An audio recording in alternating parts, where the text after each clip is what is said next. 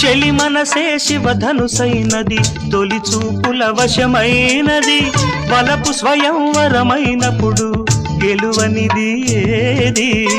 ఒక బాణము ఒక భార్య అన్నది శ్రీరాముని చిరయసమైనది శ్రీవారు వరమిస్తే సిరులన్నీ నావి తొలి చుక్కవు నీవే చుక్కానివి నీవే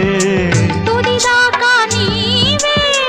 మరు జన్మకు నీవే